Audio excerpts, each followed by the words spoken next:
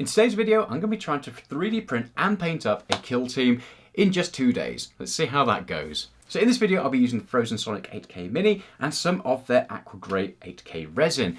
Full disclosure, Phrozen did send over the printer and also the resin as well, so I could complete this video, but let's get on with it.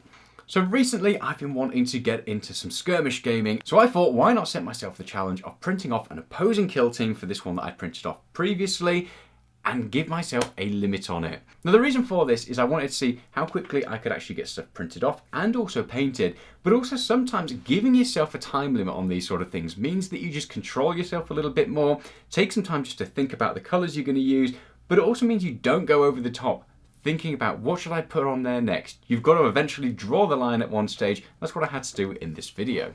So I figured I needed someone for my Grimm's Guardsman by Station Forge to fight, and I went back to Station Forge to see what other files that they had. And recently they released these like Poxwalker type things.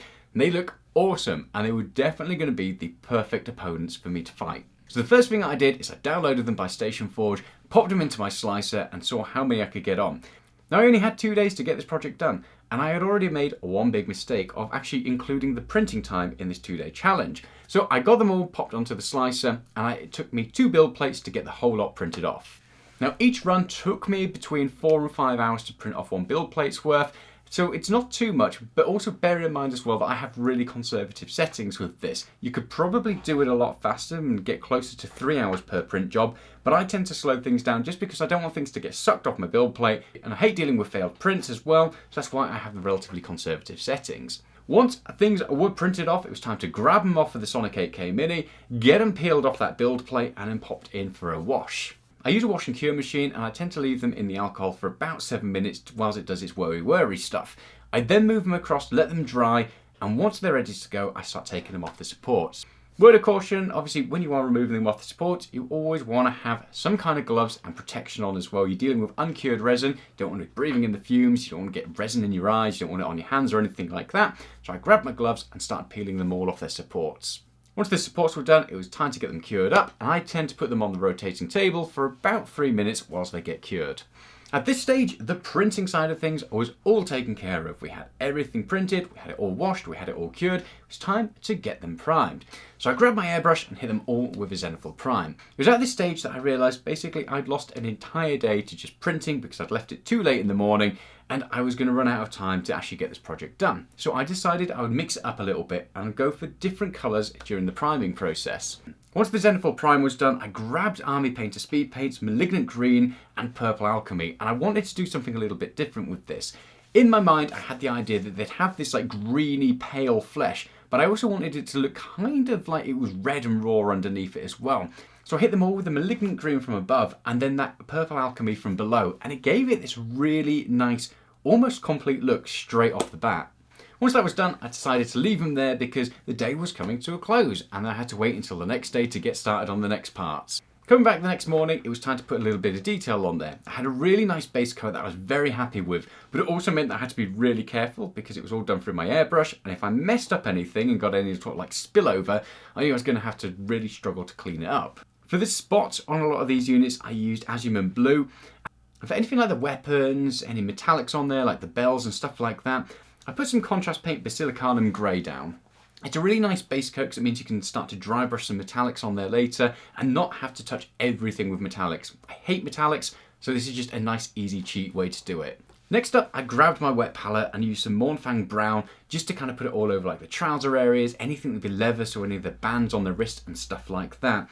And then I grabbed some Mephiston Red for things like their weapons, the chainsword for example, on this massive minigun that this big beastie's holding as well, and just got that on there. So for any like heads, and there are some random heads on there as well, I grabbed some Acadian Flesh Tone, popped that into my wet palette and got that on there as well.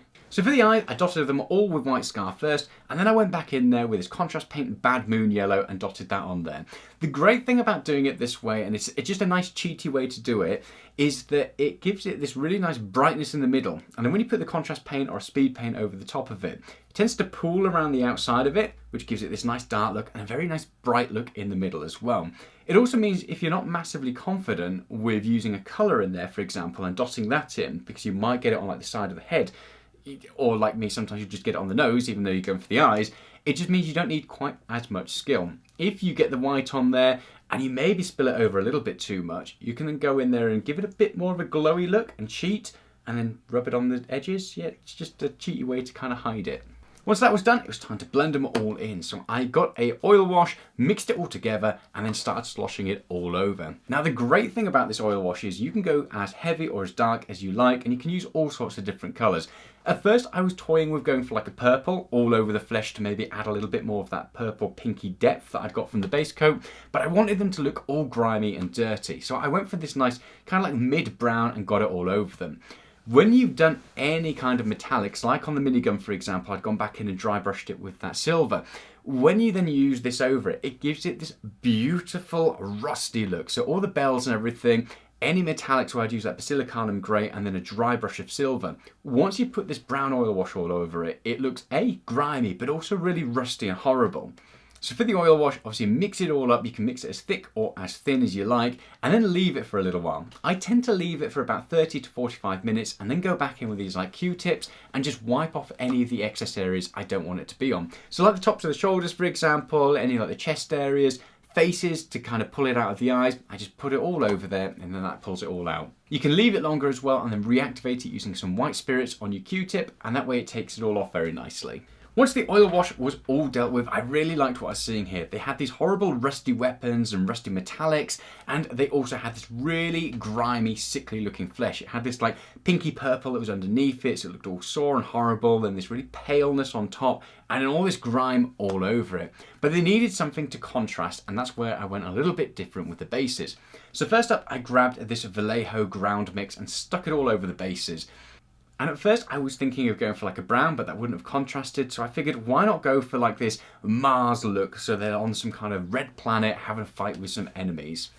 The red I used was Contrast Paint Slaughter Red, and I sloshed that all over the bases.